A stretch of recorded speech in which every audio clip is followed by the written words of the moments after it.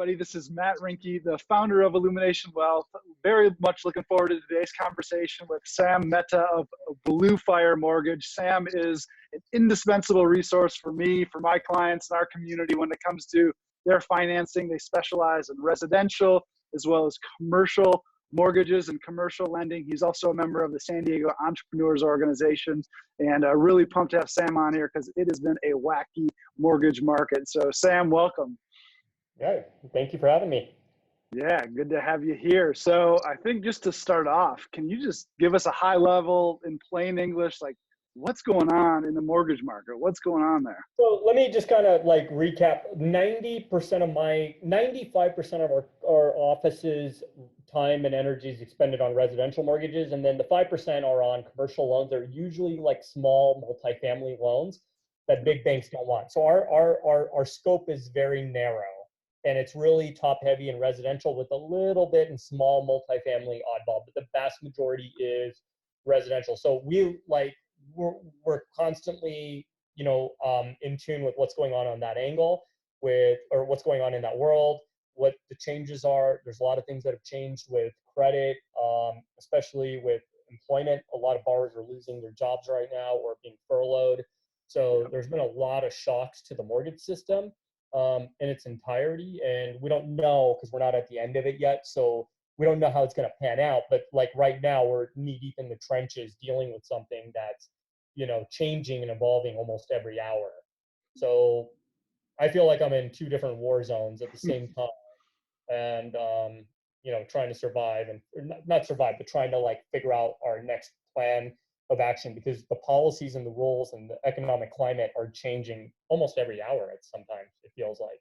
Yeah, so, no, that's certainly happening. I mean, whether it's mortgage or, the policy changes and, tax code, things are changing so quickly. So on the residential side, which is, many of our clients and, are buying homes or refinancing, and we see that interest rates are low or interest rates are zero. And then they think that it's a good time to potentially refinance, but they come and find out that they potentially can't even refinance for one reason or another. Like, What's actually happening in some of the refinance markets? Okay, so the first thing is when a couple of weeks ago, you touched on a couple of great points here, Matt. A couple of weeks ago, the Fed funds cut the Fed funds rate down to effectively 0%. That doesn't mean that mortgage rates went to zero. Mortgage rates actually, typically when the Fed funds, that's the rate that businesses lend to each other. So when that rate, that's not necessarily attached to the mortgage rates. Sure. There is an indirect correlation. So in the short term, this is going to sound a little confusing, but in the short term, when the Feds move the rate, like in this case, they moved it for the better, they dropped it, mortgage rates in the short term tend to go up. And when Fed funds increase the rate, mortgage rates in the short term go down. And when I mean short term, I mean usually the span of about 3 to 6 weeks. And that's what's been happening the last couple of weeks. Overall, I think based on how things are, the 10-year Treasury is a much more indicative, index as far as like what is my rate? Where are 30-year fixed or 15-year fixed mortgage rates at? Well, the 10-year Treasury is a better benchmark, a better index to follow. However, everything has been so wacky recently because the 10-year Treasury is at an all-time low, mortgage rates are at an all-time high.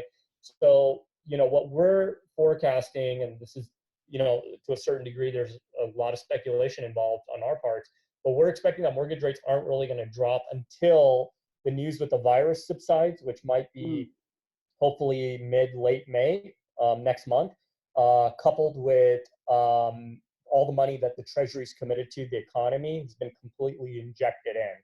So we'll see if those two events help, but I don't think that we're going to see a real rate improvement until May, where rates actually drop. Maybe May. They're low, but are they actually going to drop to a brand new floor that we've never seen? And that's unheard of and unreal. Yeah, but I think we're not there yet. We're not out of the tunnel. Got it. And then so that's the first part about rates. Understood. Yeah. So the rates aren't, just because we see it on TV, the rates are really low, doesn't mean that the mortgage rates are necessarily following suit. Most people don't understand that. They are low, but they've been low for several months. Right. That's all I'm saying. Like, so it's all relative. I mean, we're putting our borrowers in the low threes. Yep. On 30-year fixed. Now, there is one exception, one thing that's substantially changed very recently, which you kind of hinted towards initially, Matt, is that jumbo loans have pretty much been completely suspended. Mm. And the jumbo loans that I'm talking about are the traditional products that are really, the ones that are in the traditional credit box that are ultimately backed or guaranteed by a Fannie Mae, Freddie Mac like agency. And Yep. those loans, which were in really the mid to upper 3% range, up until about 3 weeks ago, have all been suspended for the time being because we're going through a credit crunch right now. Yep. And as a result, credit standards have buckled. And it's kind of the same thing we saw in late 2007, early 2008, where credit tightened up. Well, in this case, it tightened up pretty much, very quickly. I'm not comparing what's happening now with COVID to 2008, 9, 10, which is a terrible, deep recession, but it's mortgage markets, the credit markets are embracing for some sort of a recession, or at least some sort of a real estate market correction. So that's the metric Yep. that's indicative of, and we're trying to work to figure out what we can do to somehow bring jumbo loans back, but pretty much that entire market is completely suspended for the most part. Wow. So the jumbo loans, just to be clear, we're in California. Where does the jumbo loan, what's that dollar figure? It varies a little bit county to county, but like in most counties in California, it's anywhere over it's $700,000 or more. Certain areas, like high cost areas, like uh, anywhere in the Bay Area, it's anything over $745,000. So, Yep. if you're borrowing let's say you're purchasing a property in Orange County or LA County or San Diego County, and it's, you're borrowing over $700,000, you're effectively in what's called a jumbo loan bracket. Got it. So anybody who's, buying a home in $1 million home is probably getting a jumbo mortgage unless they're putting a lot down. If they're doing the Exactly. standard 20%, if they want to live Yeah. in a really nice, the better school districts and in the high cost states, with a traditional 20% down payment, you're likely getting a jumbo loan, and there's no refinance market for that today. So what are you telling clients that want that type of loan? They want the 30-year, they want to be able to refinance, but they can't. What should they be doing or thinking about right now? So one thing we're telling all our borrowers, not our jumbo borrowers only, because there's so much market swings and so much volatility with rates. Sometimes they fluctuate 4 or 5 times a day. So we Wow. have instances where they start out really strong in the morning and they're terrible in the afternoon. Relatively speaking, they're terrible compared to 9 a.m. at 5 p.m. And sometimes it's the opposite. They open poor and there's not a lot of rhyme and reason to it. Like, it's not necessarily based around how consumer spending is looking, but the one metric that really, like, we follow more closely now that matters the most, which it didn't matter as much the last few years, is the unemployment numbers. When the unemployment numbers come out, that will have a catastrophic impact on the financial markets, but it benefits mortgage rates typically. So the higher the unemployment, the cheaper your rate's going to be. That's not exactly a very probably an appropriate connection, but that's Right. kind of the one metric that we're seeing right now. And I'm sure that'll change like everything else does, but more or less that's where it's at right now. Yeah. And so, we kind of just talked about refinancing, but then the other thing I think about is buying a home or somebody purchasing a home, and somebody who was probably otherwise a good credit that could afford a home, but their business is now declined because of, COVID-19 for Yeah. some reason or another, or maybe who knows, maybe it dropped completely off or it dropped a little bit, but are they now, this qualified buyer as of a month ago, now going to be pushed out of being able to qualify for a mortgage because of the environment we're in? That's actually very accurate because unemployment is substantially worse than what was forecasted. What's happening now is there's a lot more scrutiny. Lenders have a lot more scrutiny around a borrower's verification.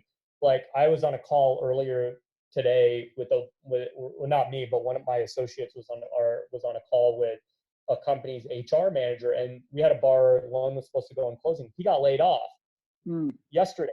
Minor problem. He wasn't told he was laid off because they're going to notify him tomorrow. So we have this critical piece of information that probably wasn't handled right because we have to do a second follow-up the day of closing. So we just happened to do that. And they responded back immediately saying, oh, he's been laid off, but he doesn't know he's been laid off. So that's not going to be a great phone call, but there's a lot of that's happening because the unemployment's changing. There's a lot more scrutiny around borrowers still being employed. One of the questions we get asked is, hey, I've been furloughed, or I'm getting, I have, a borrower who's, her wages have been cut in half because she's cut down to part-time. We actually have a couple of those cases. Well, we can still work with that.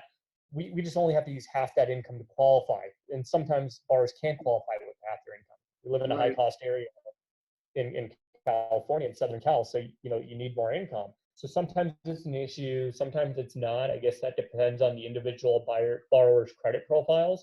But yeah, it's a real problem. And this will probably be the norm at least through June, in my opinion.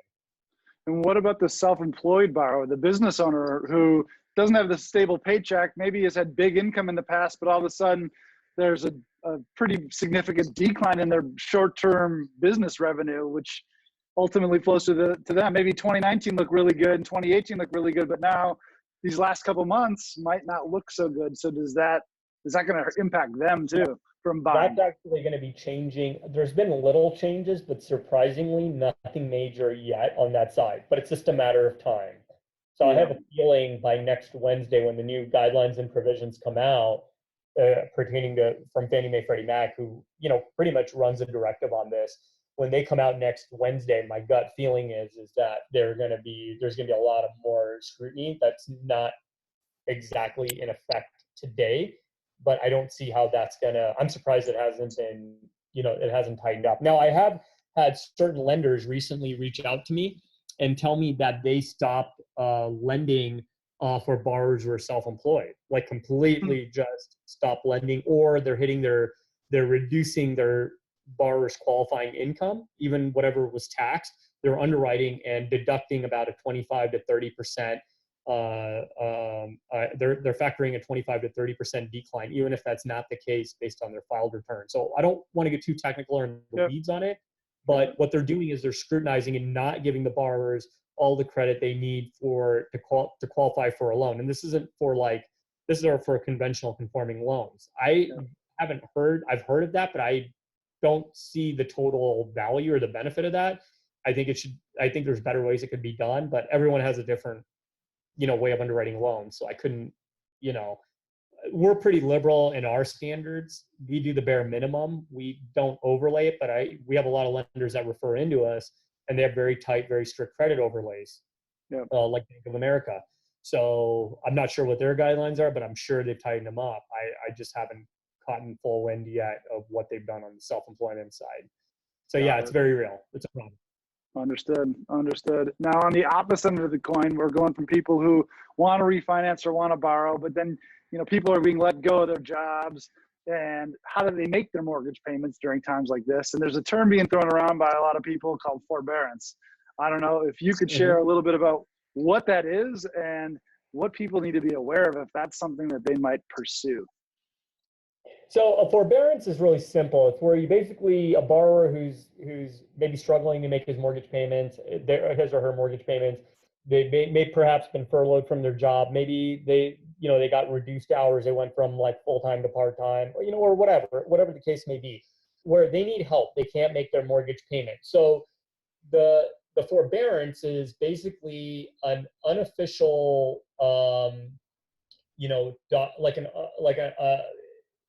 it's basically a process where it's not universal, so it's not uniform. It's a little bit different. There's no official guidelines and standards around what a forbearance is considered, but the theory, what it is, what the consistency of it is that it's basically a plan where a borrower can call their loan servicer, their current mortgage lender, and ask for them to suspend their mortgage payments for 2 to 3 months. So that borrower, that homeowner, effectively doesn't have to make mortgage payments for 2 to 3 months, but they're either rolled into the loan, so the loan balance goes up that much, or the mortgage is extended an additional 3 months. Usually what we're seeing more of is they're just adding the additional interest, that 3 months of accrued interest, and they're rolling it and increasing it into the loan balance.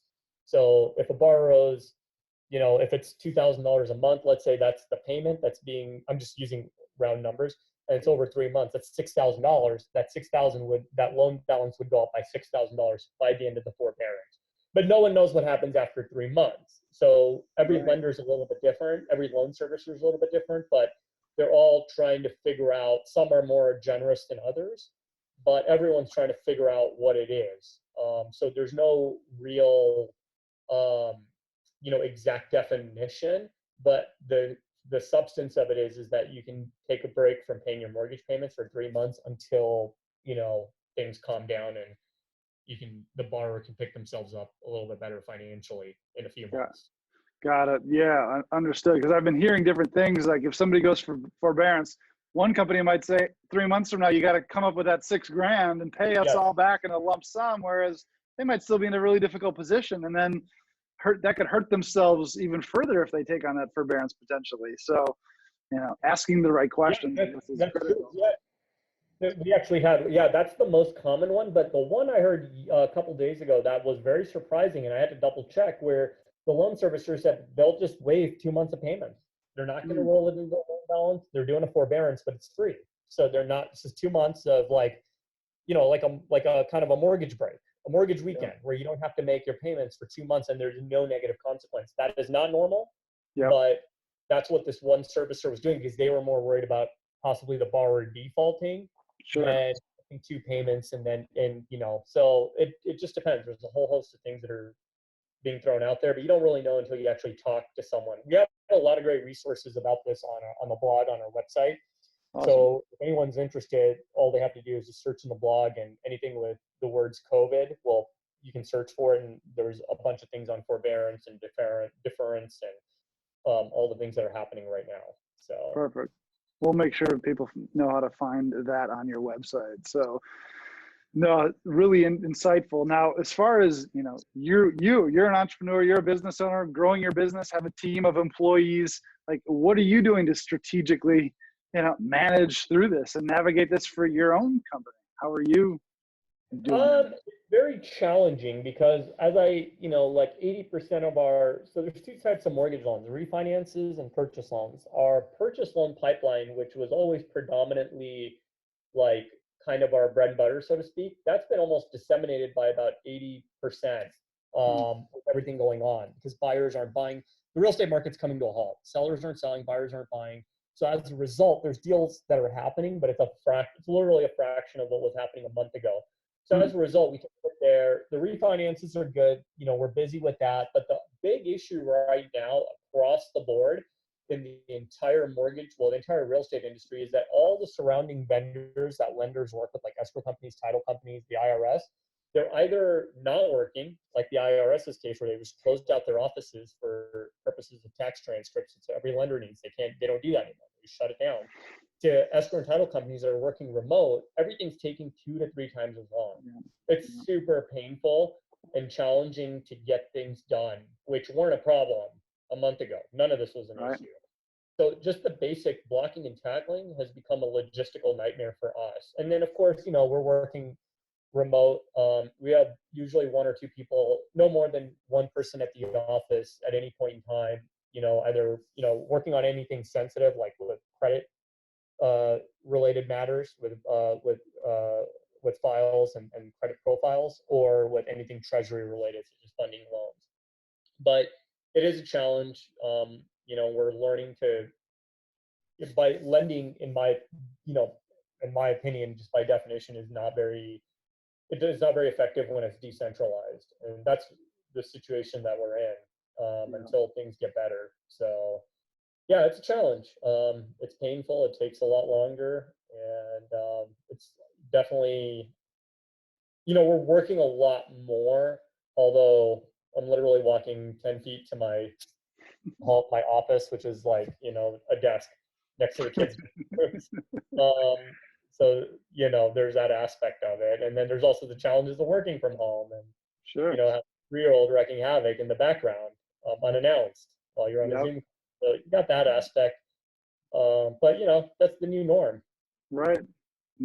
So they're all like this, I mean, I got plenty of stories about random things happening on Zoom calls and phone calls that should not be happening, and you just kind of laugh it off, you know. I Exactly. mean, you learn from it. We figure out where the gaps are. For me, like, I'm learning a lot of things, a lot of holes in our systems and our processes that we had that I didn't know existed. Hmm. So because we never really had those shocks to our playbook, like our operational playbook. So as a result, what we've gone to great lengths to do now is figure out how to like plug those holes by creating better systems where if things go down or there's an issue with the server, like how do we manage that more effectively versus stressing out about it and losing sleep. Yep. So we're finding out that there's a lot, you know, a better thing, a lot better job we can do with creating redundancies. But we intentionally had sidestepped that for the purposes of security, because my Mm. concern was maintaining, you know, the integrity of client files and credit profiles and with encrypted Sure. servers. And they don't work well with remote workforces. They don't go hand in hand together. So, you know, we have that going on right now. Yeah. Well, I mean, using these times to find ways to do things better, to communicate more frequently. I mean, I mean, it's good to hear. You find little breakdowns and solve them. So I guess one last question for you, kind of on the, you know, more personal related, but coming out of this, you know, what would you start doing differently in your business finances or personal finances, you know, as it relates to, you know, just being prepared for whatever shows up next? You know, I think for us is just maintaining, I mean, our controller's been really good at, you know, kind of keeping a pretty tight leash on things. So I think for us, the one thing I've kind of gotten confidence about that any business owner, whether small or even medium sized, I feel like really maintaining a strong balance sheet Mm. and just having enough capital to cover, you know, 6 months, which is really, I mean, every business is different, every salary cap is different, but just having enough put away to basically be able to maintain at all points in time, just to maintain a 3 to 6 month cushion.